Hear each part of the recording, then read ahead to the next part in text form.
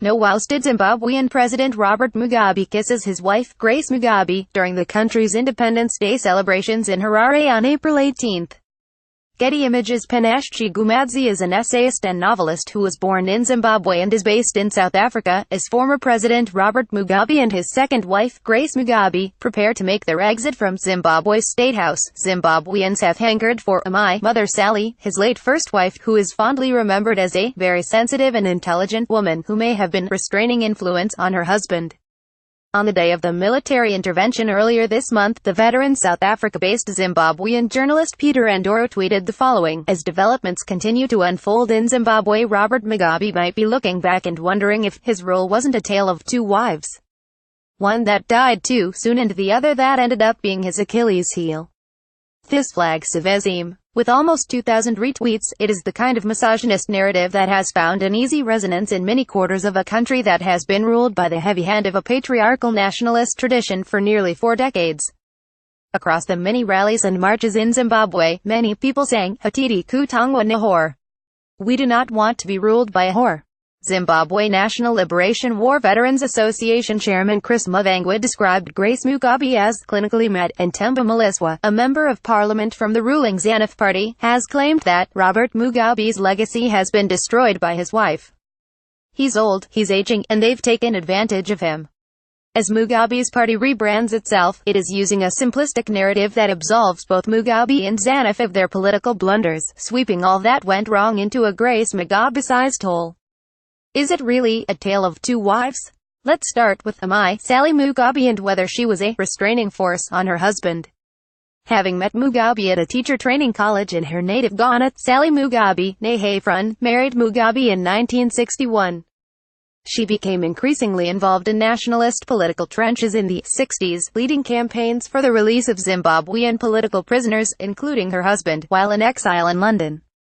Once her husband was released, she campaigned for the safety and well-being of refugees of the Second Chamorro Liberation War while in Mozambique. In 1980, she joined her husband, Zimbabwe's first black prime minister, at the helm of the country and officially became First Lady 7 years later, when he assumed the presidency. By 1989, she was elected Secretary General of the ZANU Women's League. Outside of politics, Sally continued to be popular for her involvement in welfare programs through organizations such as the Zimbabwe Child Survival Movement and Zimbabwe Women's Cooperative.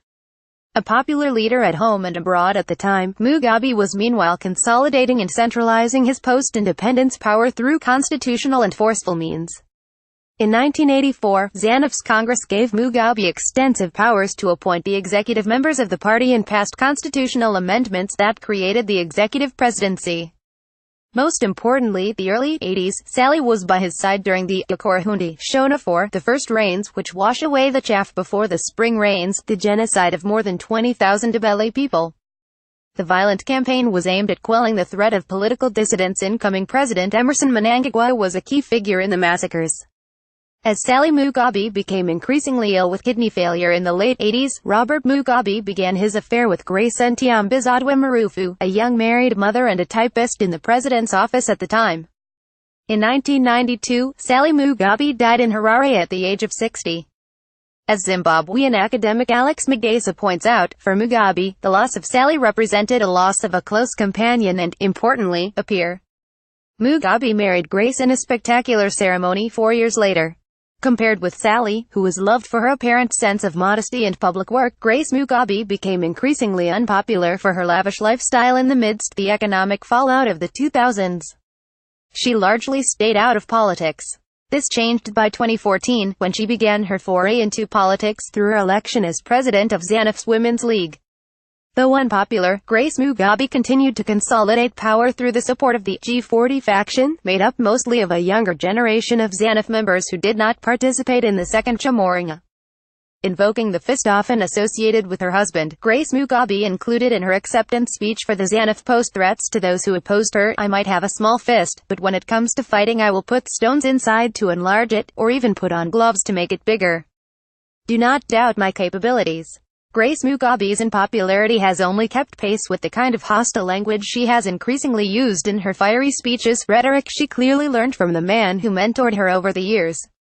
If we were to hazard that it was a tale of two Mugabes instead of two wives, that still would be misleading. As Percy Zavomuja points out, Mugabe has been fairly consistent, famously stating in 1976 that our votes must go together with our guns.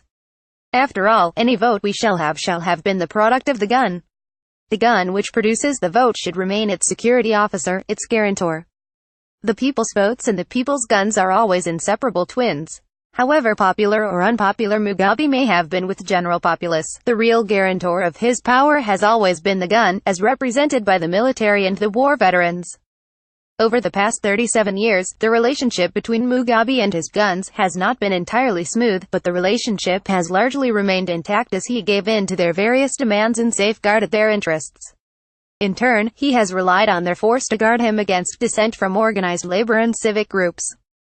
What has been Mugabe's undoing over the past few years is that at the height of popular dissent with his rule, he increasingly undermined the interests of his guns in favor of Grace Mugabe's G40 faction. The final straw was to remove his longtime ally and now successor Mnangagwa. Grace Mugabe is no saint, but she has also done nothing without Robert Mugabe's endorsement, and indeed that of many others in the party. The political fallout cannot be put down to an aging leader's being led astray by an overbearing or too ambitious wife. Given the evidence of Mugabe's career trajectory, the extent to which First Ladies Grace or Sally could have restrained their husband is unclear, but even more importantly, it is neither here nor there. The common denominator in both marriages has been Robert Mugabe, a man who has more than proved himself a skilled and shrewd politician. It was his political mistake to undermine the guns that guaranteed his power for so long. It is at best simplistic and at worst misogynistic to hold Sally or Grace Mugabe accountable for their husbands' political missteps.